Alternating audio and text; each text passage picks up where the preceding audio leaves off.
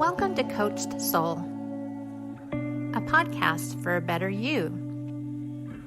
Your host, Steve Hudgens, is a licensed professional counselor, and your co-host, Julia Canton, is a therapeutic coach. Together, they discuss various topics, providing a different perspective on life and insight that you are not alone. On a non-emergency basis, you may contact them at area code 918-280-8690 or coachsoul.com to provide them with new topics, feedback, or to request an appearance on the show. And now, here's your host, Steve Hudgens. What a fantastic start to a new year, right? Oh my gosh. Yes, and yes. I feel like New Year's are like being a baby. You get a second chance at life, starting a whole new year again. And I'm just curious what 2023 is going to bring for us. What do you think? Oh my gosh, there's so much potential. And when I say potential, there's always possibility and there's potential. So it actually depends on what we choose to do with this year. Because, we're not getting younger here, Steve. Well, some of us look younger. I'm just saying, I know your listeners can't see me and stuff like that. But, sorry, I had to take the jab on that one. No, I mean, when I first saw you, I'm like, okay, is this an app? We get these TikTok or Snapchats, and you get these little filters that kind of change everything. And I'm like, holy cow, Julia, what happened to your hair? Well, I had long hair, long red hair, and before the end of 2022, I woke up one day and I said, you know what? I've had some hair goals in my life. I want to do some locks. I want to do some fun colors. I want to do some shaving, parts in my hair. I haven't done the shaving as far as designs go in my hair, but I also wanted to go bald.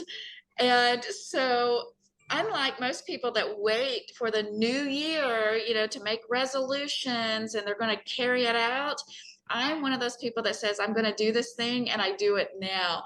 So I just decided I was going to shave my hair off. And I will tell you that one of the reasons why, because I think this is important, is that I did it because it goes against the social norms. It goes against everything that says that I'm female. There's our two, hair and breast are really, really important to us as women. And I just wanted to challenge how I saw beauty. And that will be one of the things that I'm focusing on this year in 23 is redefining where does that beauty really come from? Is it an internal glow or is it an external representation? Is it a combination of both? But I'm really going to be focusing on that this year. And so, for our listeners, because I know you can't see my head, I am bare baby bomb. There's just nothing up there. So it is gone.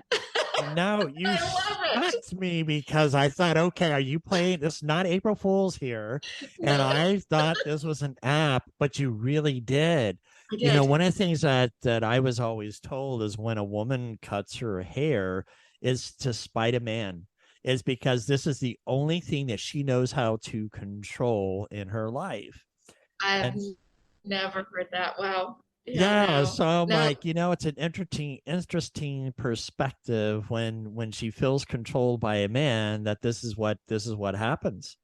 I would never recommend doing it for that reason, ever. Oh no, no, I totally agree. It was, in fact, my significant other was very much in support. He was just like, it is your body, your life. You do it. In fact, I will help you if you want. When I couldn't reach the back of my head, he helped me with my clippers, and it was I've had interesting reactions. I've had women go, "Oh my gosh, what did you do? That's right." Beautiful, but where's your hair? And interestingly enough, I've had men go, for the most part, men have gone, wow, I have never met a woman that has done that, just willingly gone and done that. And there is a level of admiration from coming from them going, what is that like for you? And what it comes down to is how liberating it is. It is weird. I keep reaching up trying to play with my hair and there is no hair there. Or I will walk past a mirror and forget that it's gone and surprise myself again because it's only been about 36 hours ago. And well, by the time the podcast is done, y'all, it'll be several days, but still, but it is so fresh and so new. And I am loving every moment of it. I'm embracing it. It is such an older woman thing to kind of do. I will say that because I'm getting some really funky pairs of glasses and I'm going to be rocking it. So yeah. And it took about 10 years off of me, which surprised me. I did not expect that. So yeah, I love it. I think the very one of the earliest things that I can remember was Demi Moore. She shaved her head when she was playing in the role of a Navy SEAL, and that was interesting role for her and how she talked about shaving her head.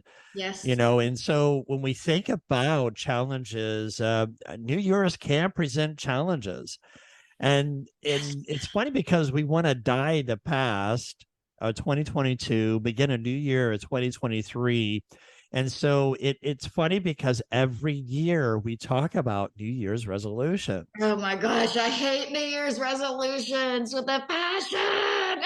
What is behind this hatred of a New Year's resolution? And you said that New Year's resolutions are stupid. They're so stupid. They're dumb. Okay. So explain. Okay, here's the deal. We know that most people will spend all this time building up all these resolutions and goals around a new year. They may even start it out a few days before the new year starts. They will typically go dead on, hard forward about January. They start phasing out about mid-February, and by March, they ain't doing nothing. Okay. It's done. Okay. And then they end up feeling guilty and shameful and self-criticizing and all these just really negative connotations surrounding the goals that they set for themselves, but they didn't finish. And I've done it myself. And what I have determined is that I don't think anybody should make a New Year's resolution, period, the end.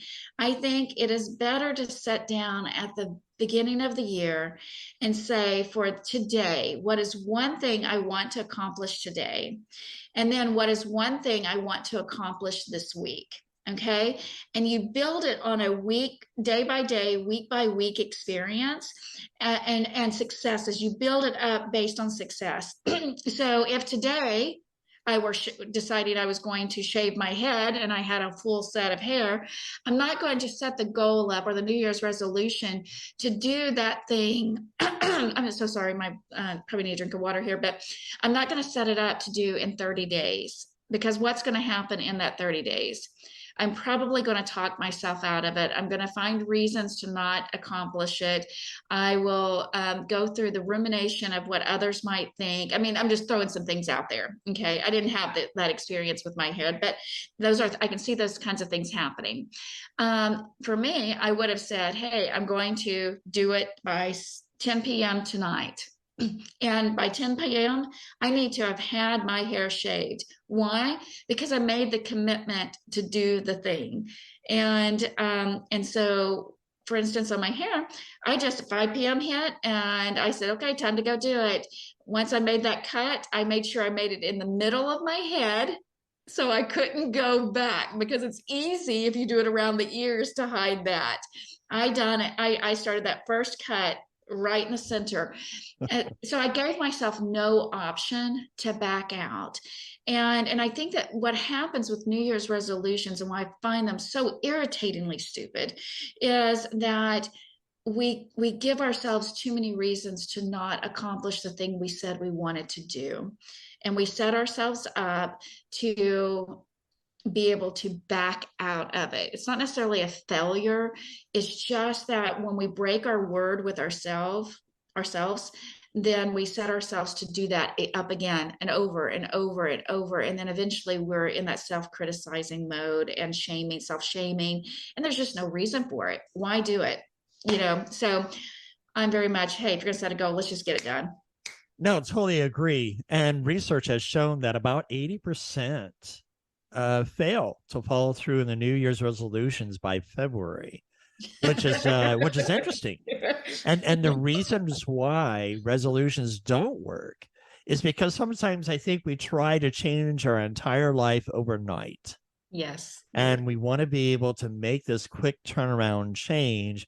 Well, it's like Titanic. It's hard to turn that ship around so quickly, especially when you're hitting an iceberg here. Mm-hmm. So I think that, we have to realize that we're not going to be able to change our life overnight. The other thing that we fail at is sometimes we don't believe we can achieve our aspirational goals, that we begin to doubt or we don't fully commit. And when you think about that, you have this great theory in mind, but at the same time, we're not practicing. We can read like a lot of personal development books, listen to a helpful podcast such as this, but the problem that comes is that we fail to use a knowledge and put it into practice. And I would like to invite us to delete the word fail. I would really encourage us as podcasters and those listening that we're making a choice that's an alternative to the choice we said we wanted to make. Right. And because there really isn't, I don't know that I believe that there is a failure associated. There is an incomplete. Okay, there is a choice to do something different.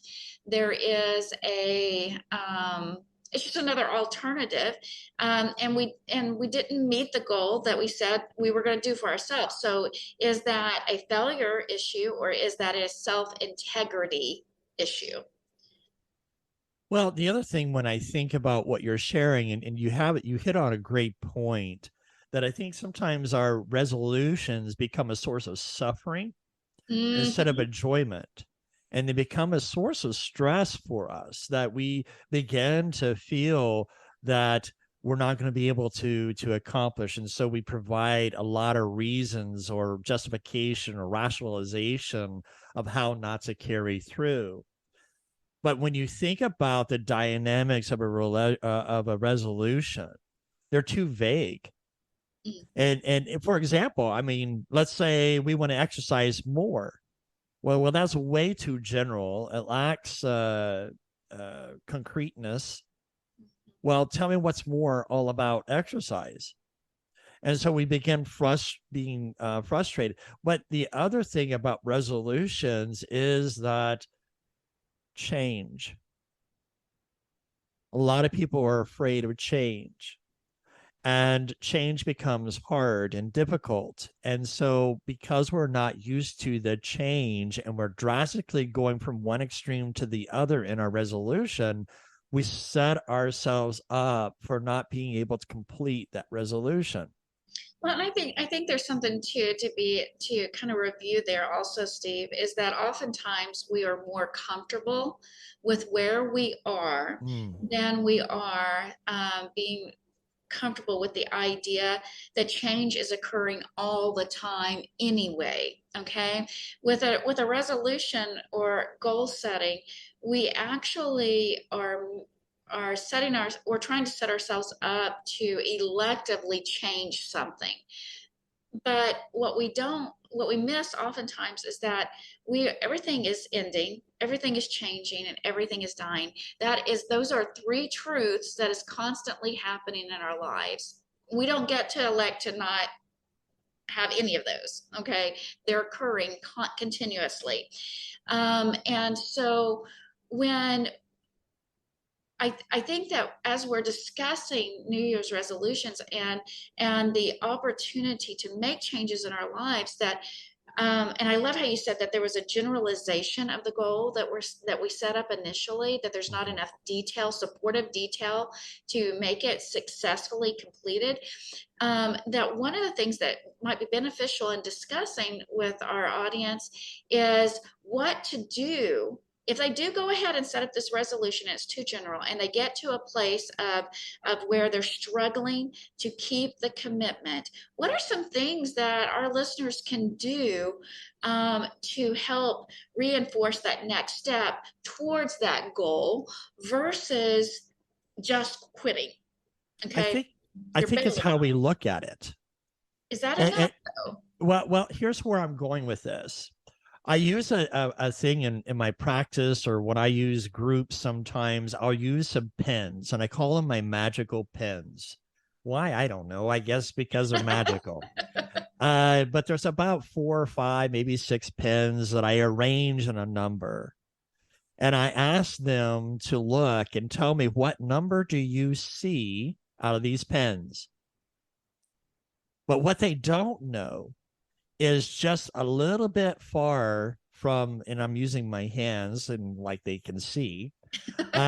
So it's like my hand is next to the pins, but not close on top, but just enough where it's in your visual peripheral. And I ask, what number do they see? And they say, oh, a 3. But what they don't notice is my hand having the number 5.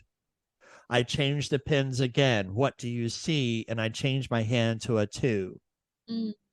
So we focus so much on the problem that we don't look outside of the stimulation of the problem and look at what's really the actual situation going on. Same thing with goal setting. I use this as an example, not to pick on the organization, but just something that we can learn from Blockbuster, for example. How come it's no longer in existence? And so when I talk about helping people to set goals in my private practice and therapy, I use this illustration. Well, a lot of them say, well, internet. Well, really, if we think outside the box, Blockbuster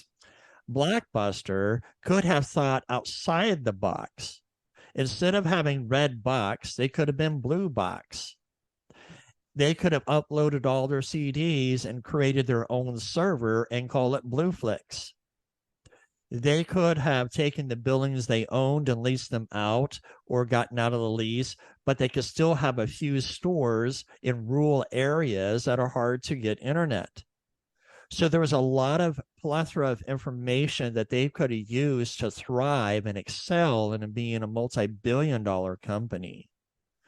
And so when I think about organization and management, because I was a manager for McDonald's a long time ago, and I took it from a negative 7% in sales to a positive 45% increase in sales within a 10-month period. And I'm breaking all kinds of records. And they're like, what are you doing? First, I believe that when we set a goal, we need to know what a purpose is. What is our vision? Give ourselves a mission statement. You set out this goal that you want to have, but then you have to have these little baby steps to help you to reach that goal. So it may be long term in that goal, and that's okay. It may be short term, and that's okay. But what are the detailed information that we're going to do to be able to accomplish that long-term goal? And for me in my life, I'm always trying to set a goal for myself. I never thought when I got my master's degree about 12 years ago that I would be going for my doctorate's degree 10 to 12 years later. Now, what am I going to do with this doctoral degree and being able to do something with? Well, I'd already accomplished one goal, and that's becoming a writer and becoming an international best-selling author to boot. And so when I think about that platform, it's bolstered my confidence more to set another goal that I can take a doctoral degree, which I don't have to have, but I like it because it provides more information so that I can write more information and be able to help other people with their goals, especially with men, and learning how to men need to learn how to lead without being aggressive in their leadership and suppressing people around them in their leadership, especially in their families. I think there's a different dynamic. And that's another topic that we're going to talk in the future, coming up as far as the dynamics of men and women. But what do you think about what I had to share in the goal setting? Well, I'm not the most supportive of those kinds setting goals in that respect. I tend to be a let's just jump in and do the thing and do it very quickly because I think we give ourselves reasons to back out of it. But if you're going to have a long-term goal, for instance, if you're going to choose to go that route like you like to do, I think that the steps that you provided are decent. They will work for some people, okay, and they will probably work for most people. I would just probably add that when it gets to when you're setting those longer term goals, to also bring in mentors and individuals that have already done something similar to what you're wanting to achieve, so that when you hit those darker spots or those places where you're tripping up and you want to stop, that you can call on that resource to say, okay, how did you face this? How did you make it through? Can I be accountable to you for a couple of days until I'm over this slump that's making me want to stop? And because it is, the other thing about goal setting that we know is research based, is that when you set goals with another individual, with at least two people involved in that goal, it's more likely to be achieved than if it's a single person. And I am not saying that there aren't individuals out there that, man, every goal they set just seems to hit boom, boom, boom, boom, boom, and they're just slaying it out there. I don't have that in me.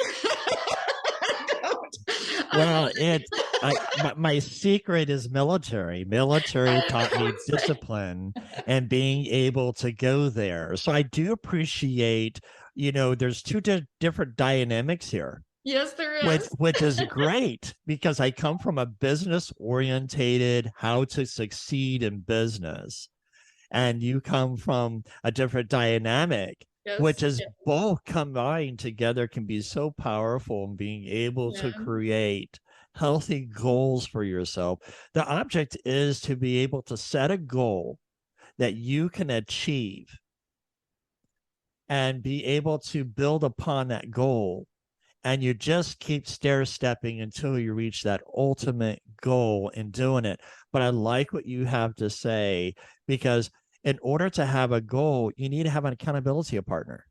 Mm-hmm. Yeah, it just makes it more successful.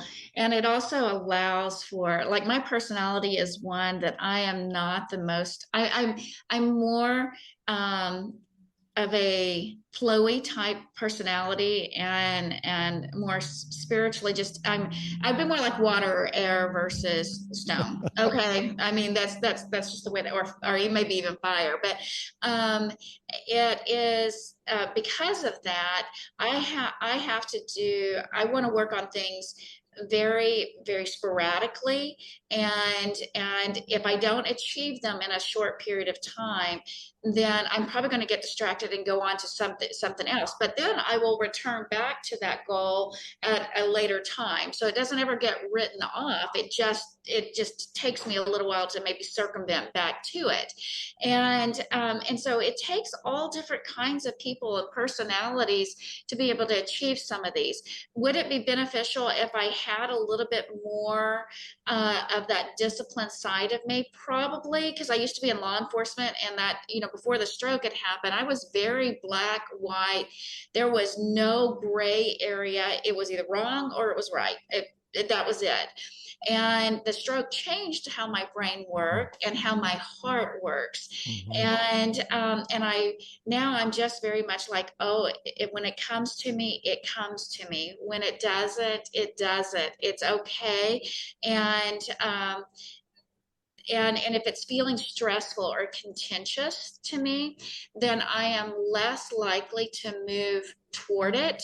I will tend to want to set back. So my discipline actually becomes learning to move towards that thing I'm afraid of, learning to move into that thing that stresses me the freak out, learning to, to step into the contention and know that I'm still safe. And so I love these different dynamics that come into play that raise our awareness and achieving the things that we want to achieve. I just think the ultimate new year, I'm going to set these goals and I'm going to get them done. And let's go. It's just dumb. Well, and I appreciate the different dynamic of who you are. And I think that's what makes us a great team, is that, yes, there is flexibility within me and I can go with the flow. And I need that sometimes to go with the flow. But my friends say, once I set my mind to something, I get it done. And it's just something that I need to prove within myself that, there are times that I think, oh my gosh, I'm not going to make it through this doctoral program. And yet we all need cheerleaders, especially when we goal set. And I think if we're going to have a New Year's resolution, I know you think them stupid, but you know what? Stupid. I think resolutions are stupid. Good. Thanks for clarifying. Yes, thank you. I needed that self-confidence booster here. When you think about it, I think that we need to look at accountability partners when we go into setting goals. Julie, we're out of time. We reached our goal. How about that? Happy New Year's, and looking forward to a great 2023. Thank you, Steve. Say back to you. Thank you, audience. Thanks for joining us today. We hope to have you back next week. Until then, be safe and be kind.